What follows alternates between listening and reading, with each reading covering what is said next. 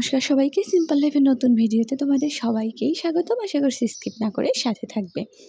তো দেখো, আজকে তোমাদের সাথে লোটে মাছের একটা রেসিপি বা স্ন্যাক্স আইটেম শেয়ার করছি, সেটা আশা করছি তোমাদের কাছে ভালোই লাগবে।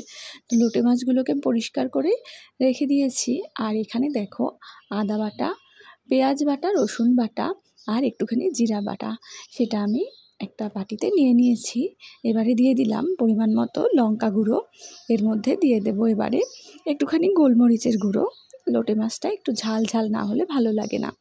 তো এবার সব কিছু দিয়ে এর মধ্যে মাছগুলোকে দিয়ে দেব স্বাদ মতো লবণ আর একটুখানি লেবুর রস, কারণ লোটে মাছে একটা চওড়া গন্ধ থাকে, তার জন্য দেখো লেবুর রস দিয়ে মাছগুলো ভালোভাবে ম্যারিনেশন করে কিছু সময় রেখে দেব।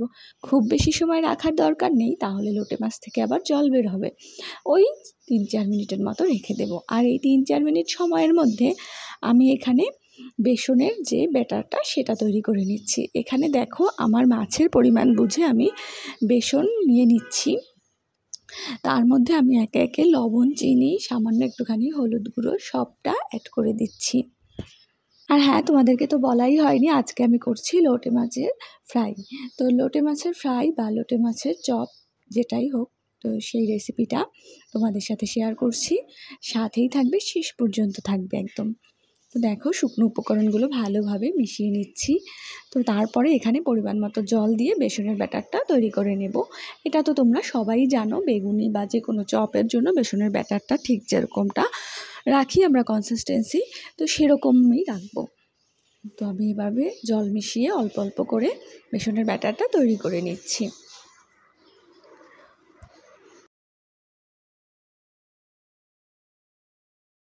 তো দেখো, ঘনত্বটা তোমাদেরকে দেখিয়ে দিলাম। আর এখানে লোটে মাছটাও আমি রেডি করে নিচ্ছি ম্যারিনেশনের পর। এখন এর মধ্যে আমি একটুখানি কর্নফ্লাওয়ার দিয়ে দিচ্ছি, যাতে মাছের গায়ে বেসনটা খুব ভালোভাবে লেগে যায়। এছাড়াও কর্নফ্লাওয়ারটা দিলে লোটে মাছের যে ফ্রাইটা, এটা অনেকটাই মুচমুচে হবে। আর এদিকে দেখো, কড়াই গরম হওয়ার পরে কড়াইতে আমি সাদা তেলটা দিয়ে দিলাম। তেলের পরিমাণ একটু বেশিই দিতে হবে।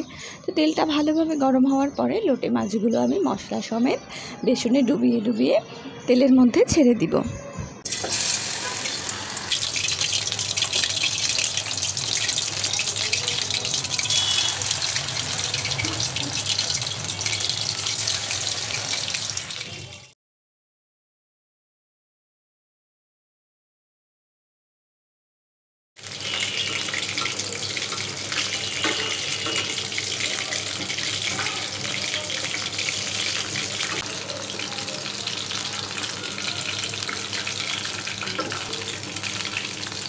তো সবগুলো চপ আমি লাল লাল করে ভেজে নিচ্ছি আর এভাবে তুলে নিচ্ছি। ঠিক এতটা লাল হওয়ার পরে তুলে নিলাম।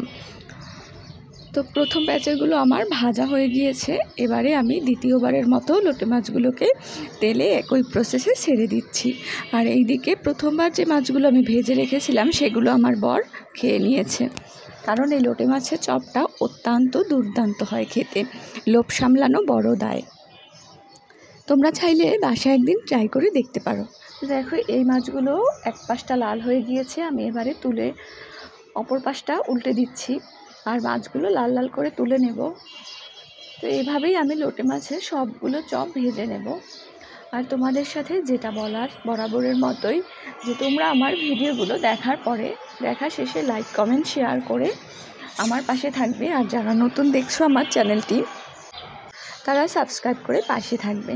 তো আজকে আমার এই ভিডিওগুলোতে আশেপাশ থেকে অনেকটাই নয়েজ আসছে, তো সেটা তোমরা একটু কষ্ট করে স্কিপ করে যাবে। তো দেখো, চপগুলো ভেজে নিচ্ছি। আগের বারের ভাজা চপগুলো আমার বর খেয়ে নিয়েছিল, সেটা তো তোমাদের সাথে শেয়ার করলাম।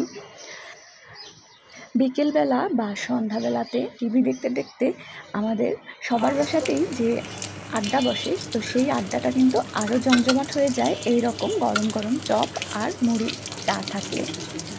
তো তোমরাও কিন্তু সন্ধ্যের নাস্তায় এই লোটে মাছের চপটা মুড়ির সাথে ট্রাই করে দেখতে পারো। তো বলতে বলতে সবগুলো চপ ভাজা কমপ্লিট। পরিবেশনের সৌন্দর্যের জন্য আমি উপর থেকে একটুখানি পেঁয়াজ গোল করে কেটে আর কয়েকটা ধনেপাতা ছড়িয়ে দিয়েছি। তো কেমন লাগলো ভিডিওটি সেটা কমেন্ট করে জানাবে আর সাবস্ক্রাইব করে আমার পাশে থাকবে। টাটা।